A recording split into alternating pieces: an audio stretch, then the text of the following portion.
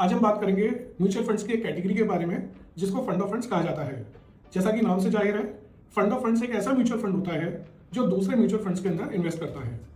As a investor हमारी ख्वाहिश होती है कि हमारे पास हमेशा well performing, well manage funds हों।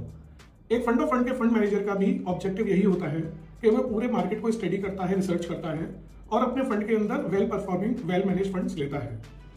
हमारी एज अ इन्वेस्टर ये भी ख्वाहिश होती है कि जब मार्केट बढ़ जाए, कोई पार्ट मार्केट का कॉस्टली हो जाए, तो हम फंड्स को सेल करके रीबैलेंसिंग करें, प्रॉफिट बुकिंग करें, पोर्टफोलियो में रिस्क को कम करें। बट कैपिटल गेन्स का इम्प्लीकेशन, जो टैक्स का इम्प्लीकेशन है, वो हमें उसको करने से रोकता है। लेकिन जब फंड ऑफ फंड का कोई फंड मैनेजर अपने किसी स्कीम को सेल करता है,